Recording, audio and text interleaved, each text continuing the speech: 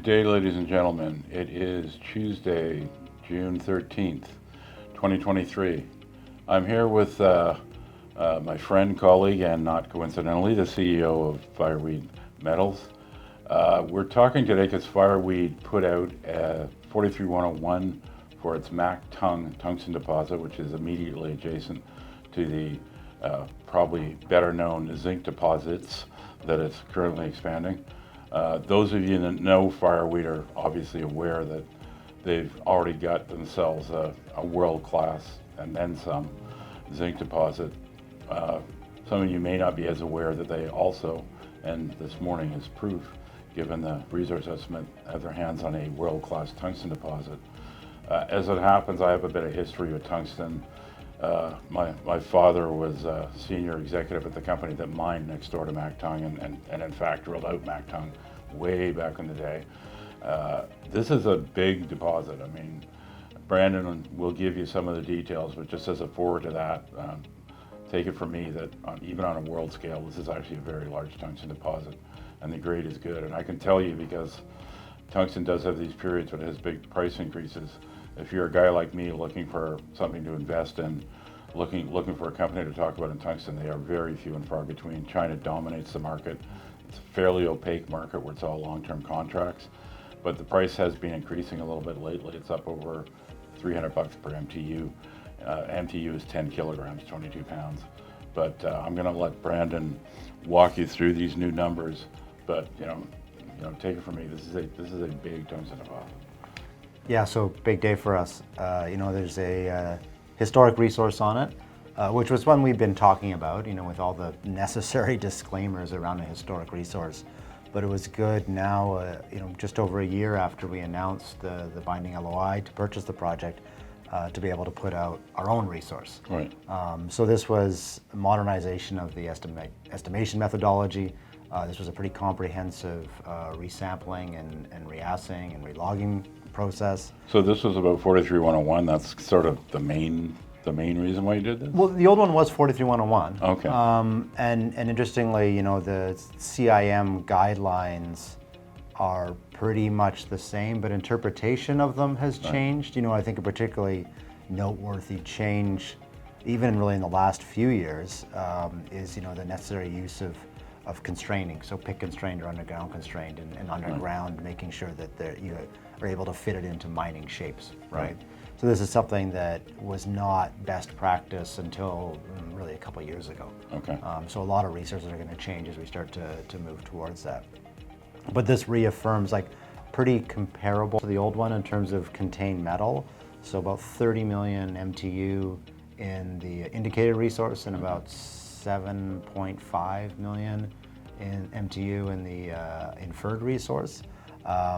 Big difference being now we've constrained it into underground, which is higher grade, and the open pit, which is a lower grade. Right. But ultimately, pretty comparable resource. And this is nice that with the additional rigor required for a new modern resource, to have kept the same amount of contained metal. So that really reaffirms how important this is. And we've described it as the largest high-grade tungsten project in the world. Right. Which is, I think you could maybe view the term high grade as somewhat arbitrary, but we're kind of saying north of a sort of 0.5% a tungstate value, and there's not a lot that are higher than that, and this manages to do that while being orders of magnitude larger than those. And so what's the open pit grade roughly? The open pit grade is around 0.6. Okay. Well, when you think in terms of, like I said, tungsten's an opaque market, but there's, you can find out talking to people that sign long-term contracts. So, $300, you're talking a couple $100 a ton for an open pit. Yeah, which is pretty good. Yeah, and the open pit averages higher than the underground cutoff. Okay. Right. So obviously there's quite a bit of it that is lower than the underground cutoff, but the underground, the indicated part of it, sort of averaging north of 1%, tungstate. So pretty incredible, right? Yeah, I mean that's a That's a big deposit, and the thing with tungsten is, I mean, the location is where it is. I mean, you've got infrastructure, but basically you're shipping concentrates from a tungsten mine much as you would ship concentrates from the mine next door. Yeah. To be, and I can tell you, having not very fond memories of packing both tungsten and molybdenum concentrate, that the mill's not especially complicated. It's a tungsten. One of tungsten's most important properties is its density. So its density is actually quite close to gold. So it's not a really complicated, heavy-duty reagent mill setup. It's just mainly kind of a gravity circuit to get the stuff out. Yeah, and when you talk about shipping concentrate out, tungsten, the tungsten concentrate is worth, give or take, 10 times as much as the zinc concentrate that's coming from the same area. So when you think about the remoteness of the project, the implications of that for a tungsten mine is reduced. Yeah. Right, because the value erosion of having to truck the concentrate out is less when your concentrate is worth tens of thousands per ton, right? Yeah, no, single one of those bags is quite heavy, I can assure you. Yeah. So, for people who don't know it, I mean, tungsten is a minor metal. It does have some pretty important usage. I mean, can you give people just kind of a quick thumbnail on, what's the market for this? What do you do with tungsten once you've got it? Yeah, I think the most important use for tungsten is hardened steels. Right. So this is like tooling steel, et cetera, or other high resistance steels. It's a metal that dense, definitely very dense, but also very hard and very high temperature resistant. So the highest melting point of any of the metals. So this makes it extremely useful in addition to hardened steels for tooling and manufacturing. A lot of use in aerospace, a lot of use in integrated circuits, and not surprisingly, because of its material properties, a lot of use in defense as well. Yeah, it's one of the things about tungsten is essentially it's a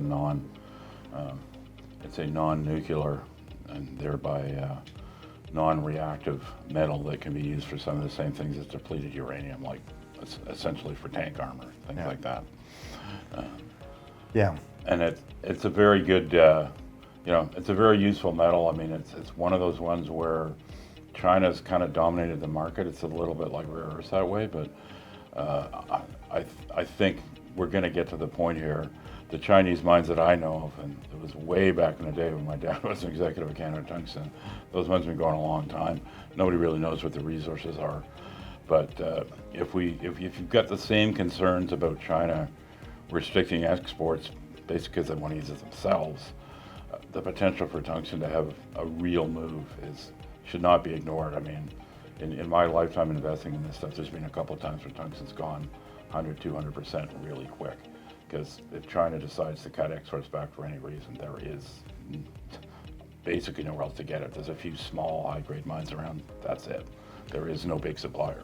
Yeah, and it's an interesting market dynamic that you bring up rare earths, that it, I had it described to me recently that it has all the dynamics of the rare earth market with, almost none of the attention. Yeah. So, whereas in rare earths you've got China has not this stranglehold on processing.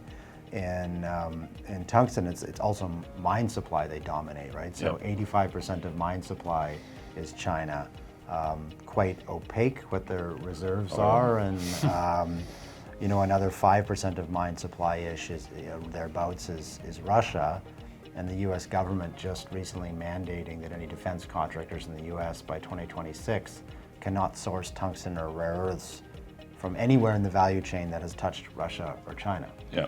Right, and one of the interesting implications of this is you have U.S.-based processors who are buying ammonium paratungstate or tungsten concentrate and producing a variety of tungsten powders, ferrotungsten, et cetera, and they may have a variety of customers, one of which may be a defense contractor, and if they can't source China or Russia origin tungsten for them, it becomes very difficult to kind of ring fence and segregate the metals, right? So I think this new U.S. law is going to have implications well beyond just the defense sector. Yeah. I mean, you're dealing with an opaque enough market, but defense it's a big enough chunk of the market, either directly armor essentially, or indirectly all of the tools and machinery required to make those heavy metal equipment.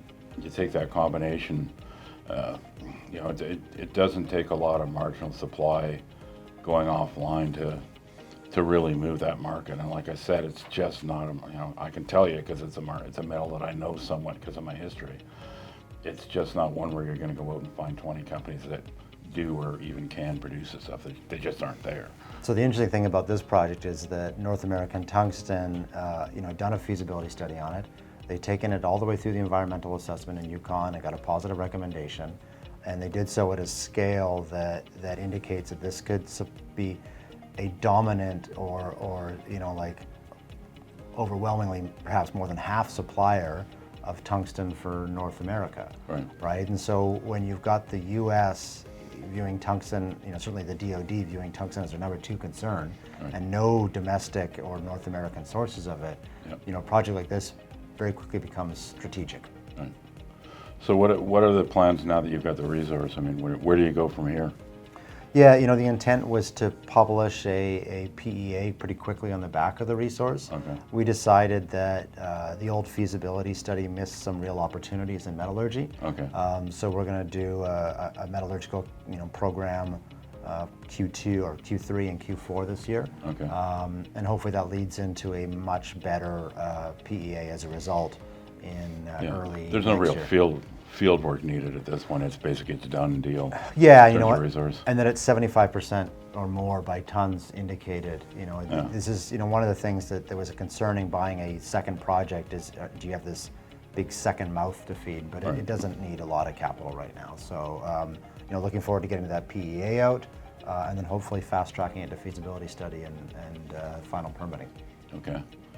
Well, there you have it, folks. I mean, I don't want to sound like I'm overstating or arm waving, but you know, understand this is a in situ resource in the order of 10 or 12 billion US. So, I mean, I hate equivalents, frankly, but if you want to look at it in terms of equivalent, it would be the equivalent of, oh, look, we have a 5 or 6 million ounce gold deposit.